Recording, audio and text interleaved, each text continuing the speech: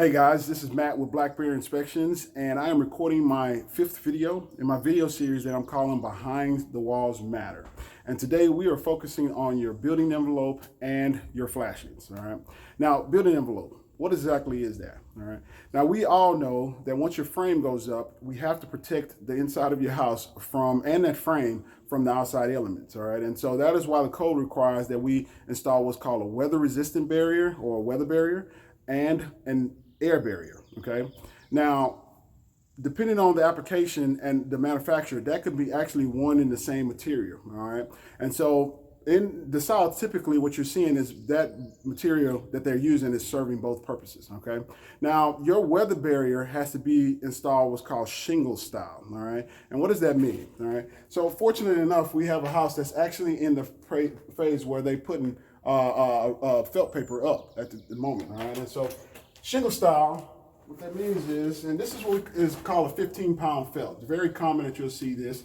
And so what they'll use is this, and they'll wrap it one on top of the other, all right? And that is what we call shingle style. In case we get water or moisture back behind this wall, we want it to run off on top of the other piece of paper, all right? And all the way down to the foundation. Another common material you'll see is what we call house wrap, all right? Now you'll see these more commonly on your masonry installations, like your stucco and your brick. All right, but same way, it has to be installed shingle style in case water runs out, gets behind the walls. We want it to make sure it runs off from one piece of paper to the next. Another one that's more commonly seen is called sheathing. All right, or your T-ply. All right, thermoply. All right, very common to see this here. Same thing too. These here usually come in 9-foot panels, all right, so you don't have to actually shingle them as much because they can run the length of the wall. But if you are installing them one on top of each other, you have to make sure it's shingle style as well, all right? Now, each manufacturer has its own specifications on how these need to be installed, all right? And so me as an inspector, I do have some working knowledge on different materials. But even still, there's all different type of house wraps out there. So you have to go and do your due diligence to figure out what the manufacturer is calling, especially for it to suffice for your air barrier and your weather barrier. All right. Now, your weather barrier, shingle style, but your air barrier has to be continuous. All right. And what does that mean? Continuous means it needs to be completely sealed all the way around. All right. And so that means seams, any penetration, stuff like that have to be sealed, all right? And sometimes that means on your overlaps, the manufacturer says, hey, we have to go 6 inches down to get that proper air barrier, all right? If you don't reach 6 inches, you need to tape it.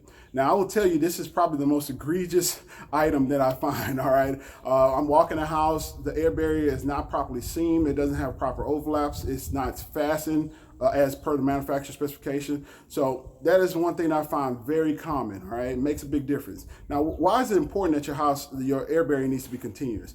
Well, if you ever, been on a picnic, right, and you put that Coke on the park bench, what happens? Condensation starts to form. And the reason why is because the outside air holds humidity in it. And as soon as it hits a cold surface, that condensation forms. Well, think about your house as that Coke that's sitting on a park bench, all right? You got it 68 degrees in there, nice and cool, right? And then outside is 90 degrees out here with 85% humidity. Well, guess what? If we don't have that air barrier, now that cold air will hit the warm air outside will hit your cold air on the inside, condensation will start to form, all right? And that's, again, another reason why our weather resistant barrier is important, because if condensation forms, we want it to run off. But we don't want that to penetrate inside of the house, because condensation can actually form inside of your walls, creating damage, right? You can get mold, you can get insulation damage, rot, all of that stuff happen inside the walls. And so I am constantly checking for especially penetrations that go through your air barrier and your weather barrier.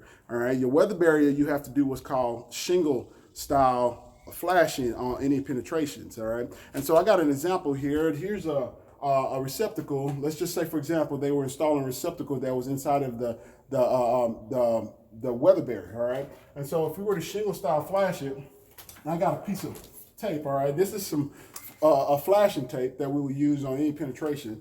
And so what that means basically is we take it on the sides. Here's one there. Another piece here, both on the sides. And this is not going to be perfect, but for the illustration purposes, you'll see what I'm trying to do. All right. Okay, that stuff gets really sticky once you put it on there.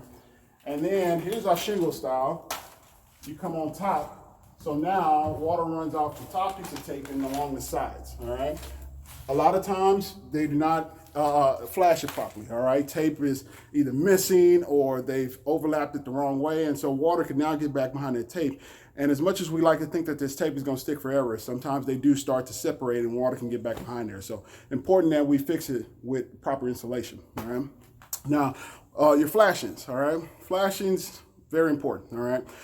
There are many different type of flashings. They all have different type of names. We won't go through all of the details, but I will show you some of the most common type of flashings that we use. All right. Now think about your flashings the same way you think about your shingle style paper. All right. You want water to run off, and think about the way water runs. So flashing needs to install one on top of each other. All right. Now here's an example of a flashing. All right.